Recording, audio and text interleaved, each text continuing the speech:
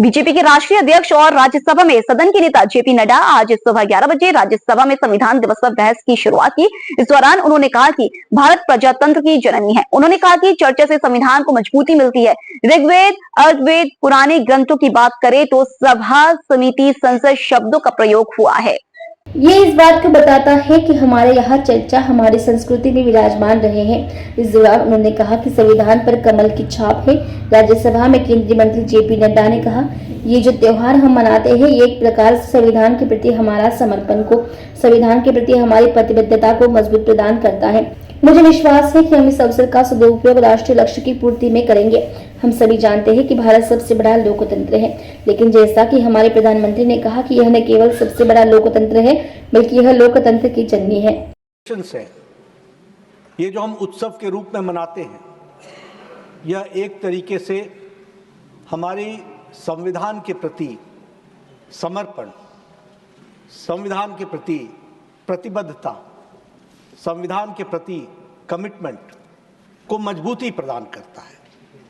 चाहे कोई सदन में उस तरफ हो चाहे इस तरफ हो, चर्चा, वाद विवाद और डिस्कशन, कुल मिलाकर के ये सारी डिस्कशन एक तरीके से हम सबको अपने संविधान को मजबूती देने में, कमिटमेंट के साथ खड़े होने में एक अवसर प्रदान करता है। और इसीलिए हम इस अवसर को, राष्ट्रीय लक्ष्य को पूरा करने के लिए हम सब इसका सदुपयोग करेंगे, ऐसा मेरा विश्वास है। हम सब जानते हैं कि भारतवर्ष लार्जेस्ट डेमोक्रेसी तो है ही, लेकिन जैसा हमारे प्रधानमंत्री जी ने कहा, it is not only the largest democracy but it is the mother of democracy that we have to understand. यह प्रजातंत्र की जननी है, और जब हम इसको लार्जेस्ट डेमोक्रेसी की बात करते हैं तो हमें यह भी ध्यान में रखना चाहिए कि संविधान समिति के सदस्य और संविधान के निर्माता इस बात को जानते थे कि यह देश नेशन इन मेकिंग नहीं है, यह नेशन था, पुरातन देश था।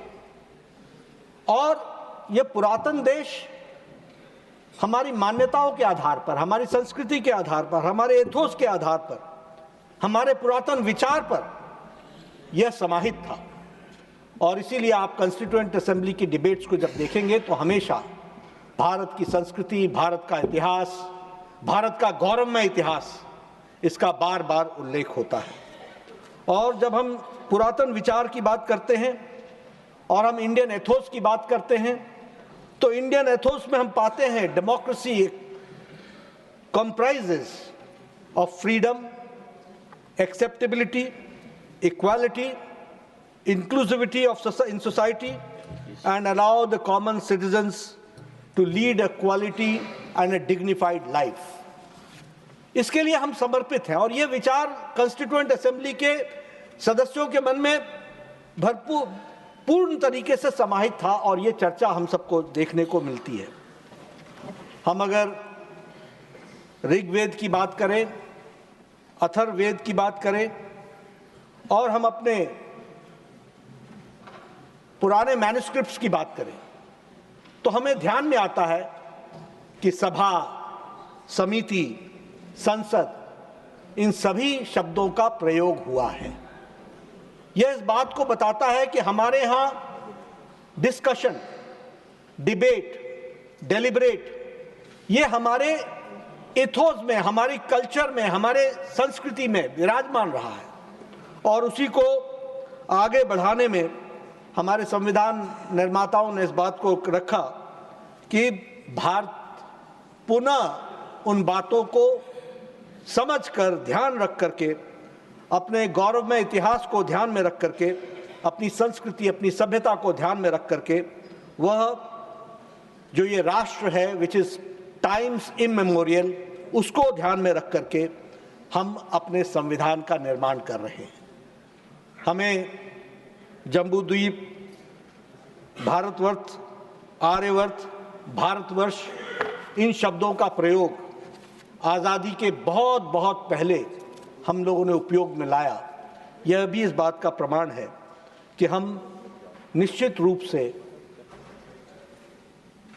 अपनी संस्कृति को ध्यान में रख करके हम सबने संविधान का फॉर्मेशन किया।